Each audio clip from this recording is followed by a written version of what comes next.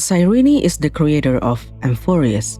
Her soul has been fragmented and become the building blocks for the Coreflames, and it is only by returning all of them could she be made whole again. The miracle of Genesis is the recreation of Cyrene. This was the theory that I made back in 3.2, and now fast forward to 3.6, I think we're halfway there to proving that this theory is on point all along. Although not the Cyrene that we know, the memo spread that grew from Trailblazer's memory, but the taller one, the Cyrene that we have yet to meet in the story, whom I believe to be the 13th Titan that is not supposed to exist. She is the First Nouspore, the original god of Amphoreus. How did I arrive at that conclusion? Believe it or not, it is because of March. And before I tell you what I mean by that, let me tell you how LD Shop can help you with your Cyrene pulls in the upcoming version. LD Shop is a top-up service where you can make in-game purchases at a discount. Here, you can get supply passes, honorary shards, and even guarantee bundles so that you know that you'll have enough tickets to get your favorite characters and light cones. If you're a long-time viewer of the channel, you know that I've been using LD Shop for a while now. I even held a giveaway for my viewers on stream before, which was doable because the top-up process is just that simple. All you need to provide is your game server and your ID, then your top-up will arrive in no time. The double top-up bonus also works with purchases via LD Shop, so if you still have that, why not top up there and get your bonus for cheaper? Better still, after spending over $80 in a month, you can claim a free supply pass. So, if you're a spending player and planning to get Cyrene, use my link in the description below to make your first purchase to get 15% and 5% off coupons and save up to $50. Thank you LD Shop for sponsoring this video. Now back to the theory. For the longest time, I've been saying that March is a fragment of Cyrene, and that March's forgotten past is Cyrene's origin. Though not in the sense that one is superior than the other, but rather one entity splits into two equal entities, much like Castris and Polixia. Well, it was close, but rather than March being a fragment of Cyrene or vice versa, they both are a fragment of fully the Remembrance themselves. They are the pure children of Anasrava, fragments of fully scattered across the cosmos after their shattering. The shattering referred here is what we see in Everknight's trailer. Fully, quite literally shattered to pieces, and in every piece is a pink-haired girl. March is one of them, Cyrene the other. And we can spend forever, discussing if that means Fully is dead and all the sightings of Fully in the universe has been nothing but a lie conjured up by the Enigmata, but my 2 cents about that is this. Fully is the eon of remembrance, the path that is all about recording memories, the path that requires its followers to shed their physical bodies and continue on living as mimetic entities. If eons are the purest embodiment of their path, I think it is on brand for the eon of remembrance to have also discarded their physical form and been living on in the form of memory, but I digress. So both March and Cyrene are fragments of Fully, both heavily tied to the path of remembrance. It is no wonder Cyrene said that they had such striking resemblances to each other. It's not just their pink hair or their bright and positive personality. Cyrene believed they had more in common than that. Which reminds me of an achievement that we got after Danheng pulled Trailblazer out of March's memory tide. Souls recognize each other through recollection. Cyrene and March might have not realized it, but their lost memories recognize each other. So now that we've sort of established their origin, we can piece together what is going on with Everknight's obsession to kill the Remembrance and why Amphoreus has been hidden from the cosmos. Oh yes, these two seemingly unrelated topics are very much related.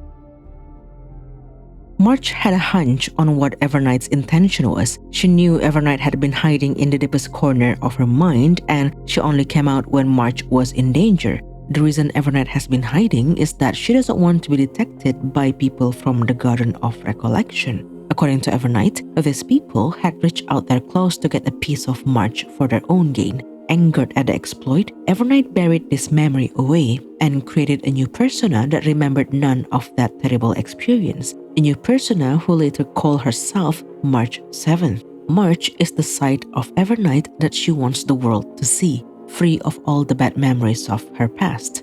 I believe the medical term for it is DID, dissociative identity disorder, a mental health condition where a person has 2 or more separate personalities that control their behavior at different times. The identities are usually caused by living through traumatic experiences. If you're familiar with the TV series Moon Knight, March is the Stephen Grant to Everknight's Mark Spector.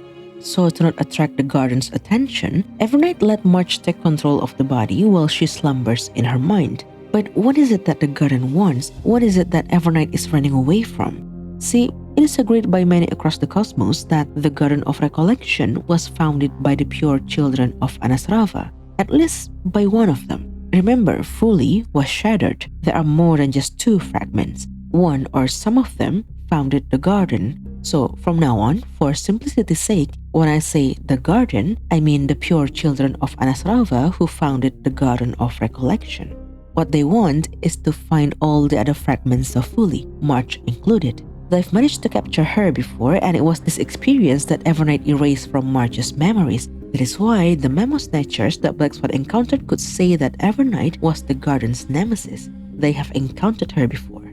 As to why the garden wants to collect the fragments, a memo snatcher said this. She just wants to find her lost sisters. Find them, kill them, reclaim them. If a new life is to be born, its seed has to be dead. I think the garden wants to reconstruct Fully in one way or another, and it is only by reclaiming all of their fragments could this goal be achieved. Evernight doesn't want that future for March. That is what she's been hiding from. That is why she wants to destroy the Remembrance in its entirety. For as long as Fully and the garden exist, March will never know peace. Now, that is one fragment. Another fragment, which is Cyrene, is the very reason that the Express crew got entangled in the war between the three paths of Amphoreus. Remember how we got here in the first place? The Express was running out of energy, and Black Swan suggested that perhaps the crew should go to a destination that not even Akivili had ever reached. That way, the Express didn't have to worry about energy ever again. And she suggested them go to Amphoreus, a planet that could only be seen through the light in the mirror of the Garden of Recollection. These traces caught in the garden's mirror could only be left behind by entities that are at least on the level of Emanators. Xandar represents the erudition, Iron Tomb the destruction, but even until now, we still have not figured out the entity that represents the Remembrance. And just like everyone else, the garden has been curious about that entity too. It has been theorized that the pure children of Anasrava are some sort of emanators of remembrance. If an emanator of remembrance has left their traces in the garden's mirror, it is likely that individual is one of the lost sisters that the garden has been looking for. So they let this knowledge of Amphoreus be known among the memo keepers. Black Swan, who caught wind of it, believed that those memo snatchers were trying to uncover Amphoreus' mystery for their own selfish gain. Because of her pure intent in collecting memories, Black Swan couldn't let that happen. She suggested Amphoreus as a destination to the crew in hopes that the Nameless could unearth the truth before the memo snatchers could. By the way, shout out to us who never stopped believing that Black Swan never meant harm to the crew. Even Evernight, who is very protective of March, sees her as a perfect candidate to be March's protector. What a great time to be alive. Now, Black Swan was misled. So were the memo snatchers. While their true intention was no less despicable than what Black Swan thought, collecting the memory of a Neon's death is not the top priority to the garden. What the garden wants is an opening to peek into Amphoreus so that they could confirm whether a pure child of Anasrava is indeed in Amphoreus, and if so, they want to reclaim her.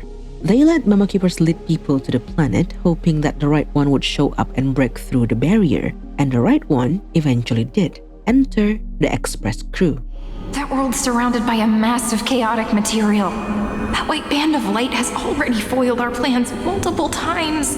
It was only after March got into Amphoreus that the obstructive force disappeared. They thank March's identity as a trailblazer for this, but I think it's more complex than that.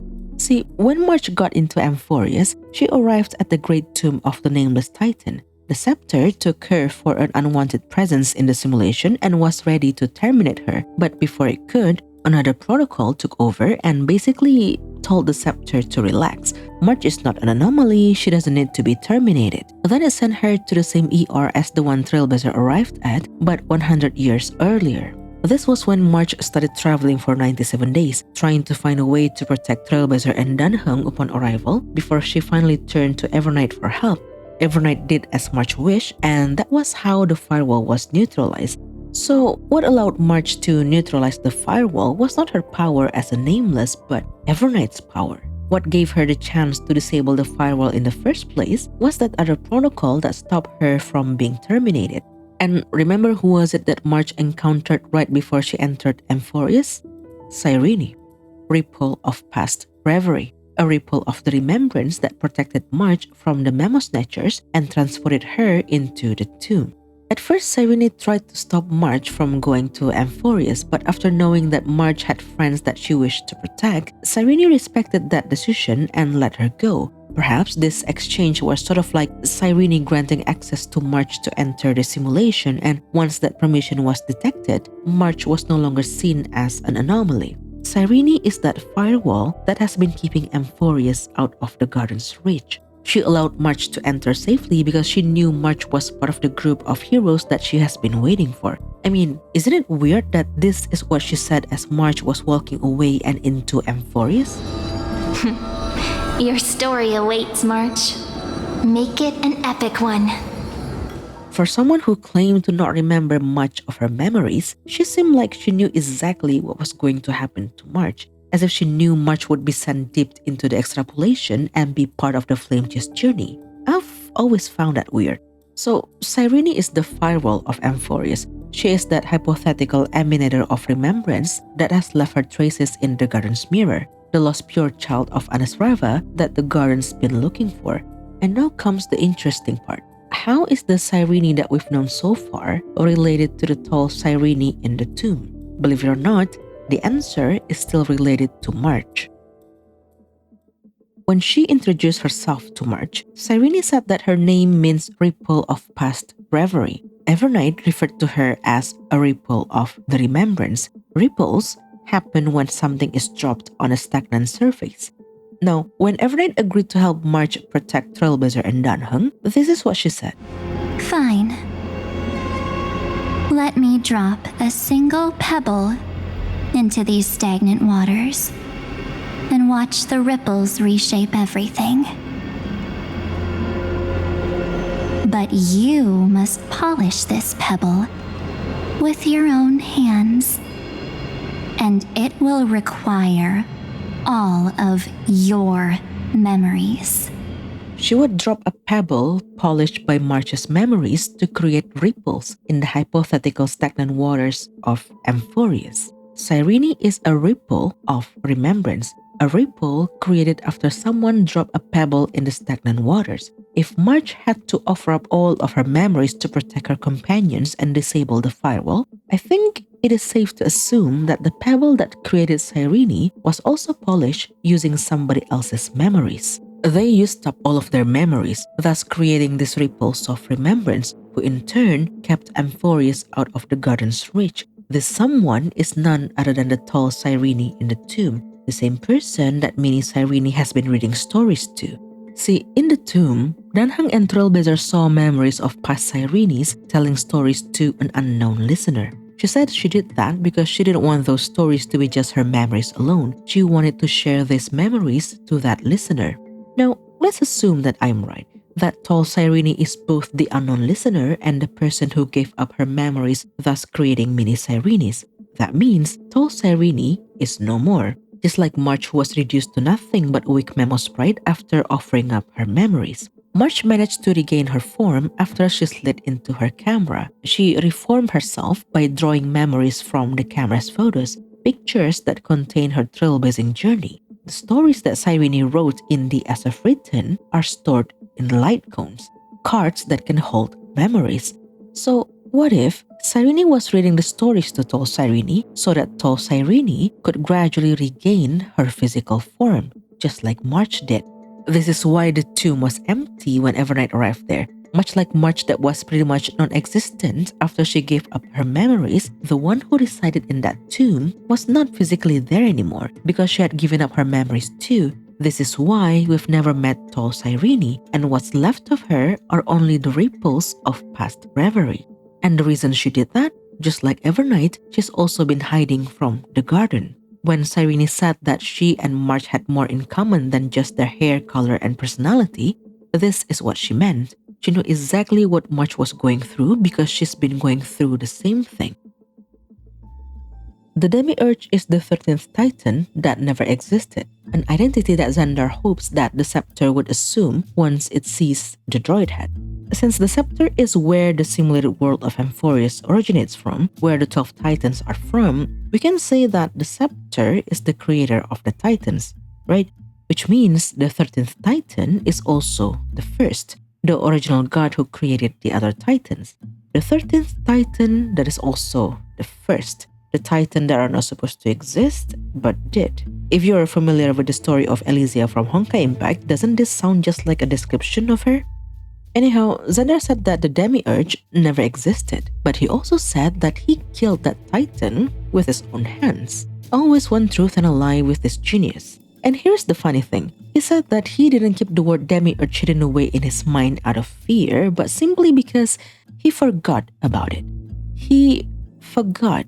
Oh, Mr. First Genius, do I have news for you. I believe Xandar's memory has been tampered with. His memory has been tampered with, and he hasn't even realized it. See, Xandar said that he killed and excluded that data entity from the start of the experiment, which means two things. One, the Demiurge did exist, and two, the Demiurge predates all the other Titans. You could say the first of them all, the First Nouspore, Anaxa called it. Anaxa theorized that all beings originated from the same source and had a similar composition, which was the soul, a theory called Nousporism. What exactly are we? The Risen Titan asked Anaxa as part of the Risen's trial that he must answer. Following his theory, Anaxa proposed that the very essence of the world, which was their souls, were seeds that held records of the memories of the world.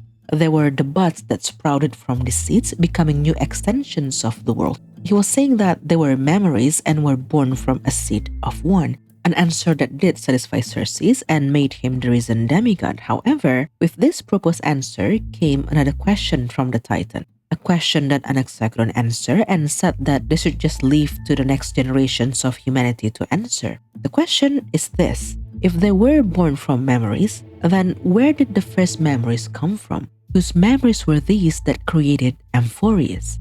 Who was the first Nouspore? See, another term used to refer to the pure children of Anasrava is seeds of remembrance. If all life in Amphoreus were born from memories, sprouted from seeds of memories, then the first of them all must be the seed of remembrance. The word Demiurge that Xandar somehow forgot the existence of? It is because his memory has been tampered with by someone who strides on the path of remembrance. Whips and Black Swan did something similar to Sparkle and Sample before, so did the messenger at the express car. And he didn't just forget about the Demiurge, but also the tomb. Danhag said that that place existed in his blind spot, and it was because of that March managed to sneak behind his back. He didn't know how March managed to get into Amphoreus. He still doesn't know what role Philia 093 actually plays in the simulation. Everything that could lead to the Demiurge was erased from his memories, and Xandar didn't even realize it. That was why Anaxa was laughing out loud when he heard Xandar's explanation. With the knowledge of the world from beyond the sky, Anaxa had finally figured out who the first Nouspore was, and yet the genius, who was supposed to be the administrator of the simulation, didn't even realize it. The first Nouspore is not the destruction, but the remembrance. And I know all of this sounds very speculative at best, but I do have evidence to back it up. Sort of. Remember the whole mother thing that's going on with March? Yeah, I don't think that's the whole truth. I still believe that Mother is actually Cyrene. See, according to Evernight, when March was sent into the extrapolation, she arrived in the abyss of fate, and Ornyx was calling her Mother. Black Swan asked why, and she assumed that it was just what Ornyx called all Remembrance Past Strider, just as how they called Fully Skyfather. She assumed it to be the case, but that's not quite right, is it? Ornyx met Trailblazer in Time's trial, knew that they were a past strider of the Remembrance, but Ornyx didn't call them Mother. Regardless of which Trailblazer you played as, Ornyx simply addressed them as Path Strider of Remembrance. I think what's happening here is that Ornyx mistook March for Cyrene because they both have pink hair. Ornyx that we met sounded different than the one from the original last cycle before the Eternal Recurrence. Ornyx then sounded sure, calm, and easy to cooperate with, while Ornyx that we knew was scared, like a child, Castor said. Being a time titan, perhaps Onyx remembered all of those loops, and their mind was regressing the longer the loops lasted, much like Kaslana's body that's burning because of all the core flames he collected. So mistaking one pink-haired girl for another is a possibility. Besides, the achievement that we got after completing Time's trial is this: Dear Mother, you granted me life. March didn't grant Onyx life, she only just arrived in the second to the last ER. Cyrene, on the other hand, being the first Nouspore and all, would have technically been the one to grant the Titan's life. This is also why Xandar had to kill and remove Cyrene from the extrapolation in the first place. When the scepter began its extrapolation, it was not on the path of the destruction. It is recorded that the calculation's nature only shifted from erudition to destruction after Lygus' adjustment. Lygus tampered with the simulation and loaded the destruction as its core value. When Lygus first told us about the scepter of Amphoreus, he said, "From a perishing neuron devolved into true life, reborn through the gaze of another eon." The scepter was abandoned by Nous and basically picked up by another. It's easy to assume that the other eon that Lygus was talking about here was Nanook the Destruction, but he never explicitly said so. Why would he be so secretive about it when the destruction being the third path of Amphoreus had been revealed 2 patches earlier? I mean, if it was Nanook, even the subtitle could have clarified that, just as it did when Cyrene was talking about Fully in A Latter Sin, but no. This other eon is not Nanook. Nanook only casted their gaze at the scepter after 50,000 cycles. The first Nouspore is not the destruction, it is the remembrance. This is why Fully had been recording the memories of Amphoreus via the Time Titan. Onyx's silhouette even looks like the Memo Keeper NPCs. They are the Memo Keeper of Amphoreus. Cyrene's death was not the first time Fully's gaze was attracted to Amphoreus. I think this is what actually happened in the past. After the scepter was discarded by Nous, it continued its extrapolation. Then one of these 2 things happened that caused the scepter to be reborn. 1, Fully took notice of it, and 2, a seed of remembrance arrived in the simulation and eventually attracted Fully's gaze. It was only after that Lygus rediscovered the scepter, killed the seed of remembrance, and started modifying the scepter's calculation circuit. Without him knowing, his memory was modified by Cyrene, which means he either didn't successfully kill her or Cyrene somehow managed to survive as a memetic entity. Then she made him forget about the Demiurge. In regards to how the scepter was reborn, instead of fully noticing the scepter on their own, I'm leaning more towards Cyrene's arrival that attracted their gaze because of what Evernight said in her Myriad Celestia trailer and the reason Xandar killed the Demiurge. Evernight said, The future that belongs to you is so blissful and pure. And yet, the Remembrance chose, leaving Amphoreus in nothing but a desolate midnight. Which to me sounds like Fully sending their pure children of Anasrava all over the cosmos to find precious memories. March was floating in the six-phase ice for a period of time before she was rescued by the crew and began her trailblazing journey. Pure and blissful memories she has made, but Fully is not a fan of that. Instead, they chose another, one that arrived in Amphoreus. So when Cyrene called Xandar's bluff, believing that another eon could possibly gaze at the planet, Xandar was that quiet because he knew that another eon had casted their gaze that way. And he killed Cyrene because she loved Amphoreus.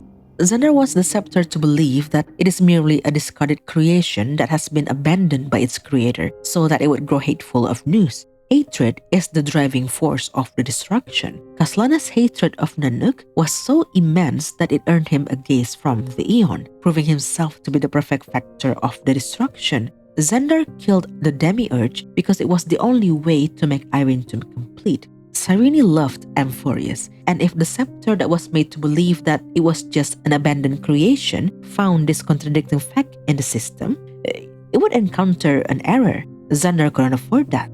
But Aranova is here now. Cyrene's memory has been fully restored. I've previously theorized that the 12 core flames are fragments of Cyrene's soul, and it is only by returning them that Cyrene could be reformed. I think that part of the theory still holds, so you could check out the other video for that. The part that was missing was what Titan Cyrene would be. I think she is the Titan of love, simply because every time she mentions the word love, it's always within quote, just as it's always been when they talk about other Titans' authorities. And if we look at the Titan symbol, this empty part on the inside looks like a heart, doesn't it?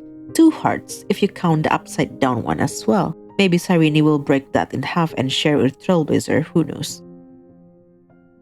Well, this video took longer than expected to release. Partly because I got distracted by another game, and the other part is because I feel like this is a combination of pointing the obvious and intense tinfoil hat moments, i.e. I almost didn't make this video. If you reached this point, thank you so much for watching. I'll try to be more consistent with my upload in the future, and I will see you in the next one.